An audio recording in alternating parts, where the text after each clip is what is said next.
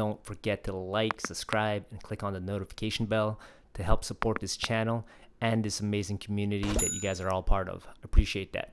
Later. But your body needs time to heal too, right? If you constantly are microfracturing your bones and not allowing them to heal, you're going to cause damage. It's the same if you tear your muscles and then you keep tearing your muscles. What's going to happen? You're not going to grow. You need time to recover. And going back to like conditioning, you think about like if I were to ask you right now, hey, what are the most effective striking styles? Name the top 3 for you right now.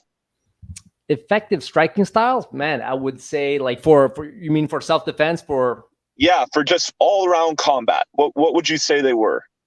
I'd say Muay Thai, man, because because you're using more than just your hands, right? Like if you're using because if you break your hands in a fight, then you have your elbows. Elbows are pretty hard as well. Then you have your knees, then you have the clinch, and then if you're conditioned, I mean, your shins are basically baseball bats as well. So I think in terms of striking art, that would be like, I think maybe the more complete one.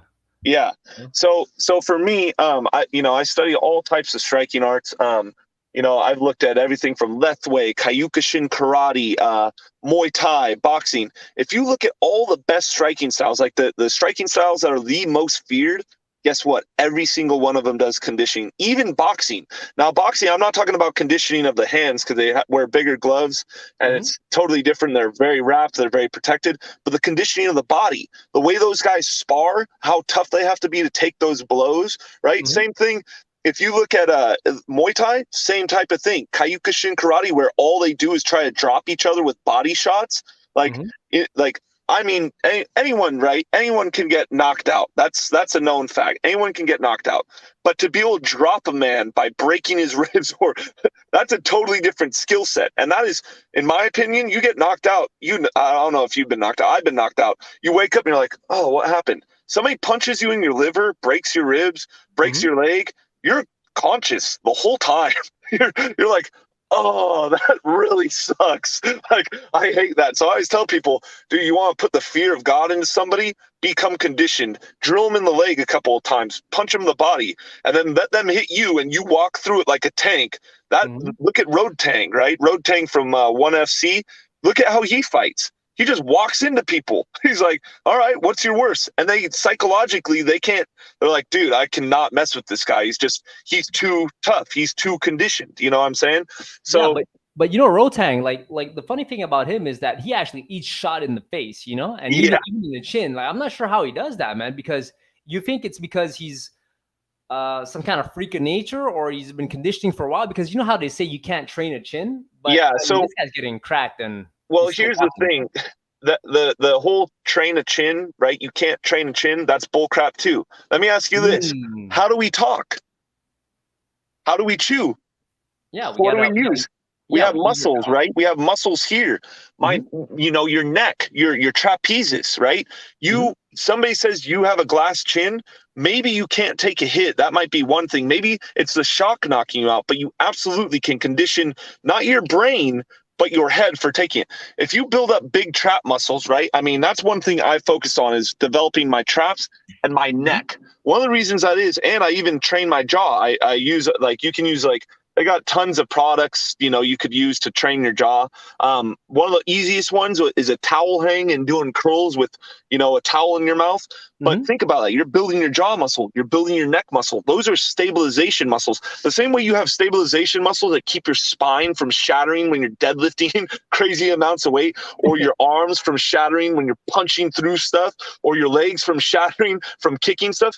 What supports bones? Muscles, right? So muscles are kind of like an exoskeleton. The stronger your muscles are on the exterior, and even size, like having a little bit of size, it's not a bad thing. Too much size, yeah, it can be detrimental for your cardiovascular, how fast you move, but having enough size, like having a bigger bicep, when I cover up like this, right?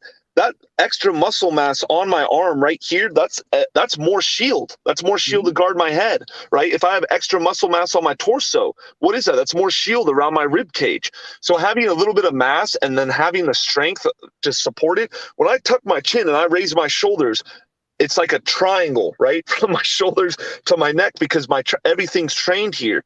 And that's another thing. You got to train every part of your body. People are like, oh, well, why do you train your neck? Your neck literally attaches your brain to your cerebral cortex and sends all the central nervous system information to the rest of your body. Why wouldn't you train your neck? It's like one of the most important things that you could be training in your body.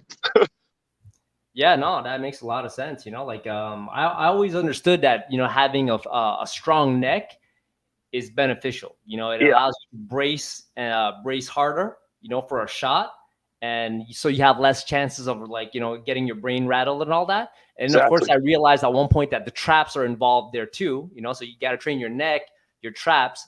But then recently I realized, like, the jaw is important too. So you got to do something where, like, you know, you have that, you're biting down on a towel, lifting a weight, or just really working those muscles around there. And but now that you explain it this way, it even makes more sense. It makes me even more motivated to actually train this condition. And two, like we talked about, like a physique, like I don't care what anyone says. So many untrained people, like if you see a bodybuilder, right? A bodybuilder that just lifts weights and is big and muscular, right? With a scrawny neck, right? Yeah, a scrawny neck. But if you ask your average person, hey, would you mess with that bodybuilder? Most of them would say no, simply off the fact they're intimidated by their look. So when I see a guy that has forearms the size of my arms and then has a neck thicker than his head, and he's got these giant traps, typically fighters have tinier chests, thicker core, and massive legs. Like I've noticed, a proper fighter build. If I see that guy, I'm like, that guy right there can grab me, punch me, and can take a hit. You instantly can tell a fighting physique versus a non-fighting physique, you know? But going back to people being intimidated by bodybuilders, having a physique plays a psychological war in the fight that you're going to take place. If I'm against arena, you see a big guy, like you don't ever want to underestimate somebody, but you look across the ring, you see Francis Ngannou, right? What do you wow, that's a 265-pound muscle man. That's an animal. Looks like he can rip my arms off. That you're going into that fight. No, Mike Tyson, same thing. Mike Tyson, the way he looked at people. Your physical presence, the way you look, can ultimately affect how well you do in combat, just sheerly by how you look, you know? And it doesn't matter if you're going up against a trained fighter or not, because even trained fighters get scared. Yeah, because like they're humans too, right? I mean, exactly. We all feel the same thing. We all feel pain. We all bleed. So I mean, they're all subject to that, and some of them have, you know, more control over it than others, and so on, and they have experience and all that. But no, you're right about that. That makes sense, man. And you know, like the funny thing is, there's a reason why, like, I stopped putting an emphasis on bench pressing a lot, because honestly, I don't need my chest to be bigger. It actually has gotten smaller over time, but what's gotten bigger is my neck, my shoulders, my upper back, my legs, you know, like the muscles that are highly functional for combat. Whereas a big chest might actually get in my way, you know, and it takes up like it also, like, I don't want the chest to be so big that it messes with my posture as well, because then you get tight shoulders and all that. So like, it's not that I don't actually work my chest.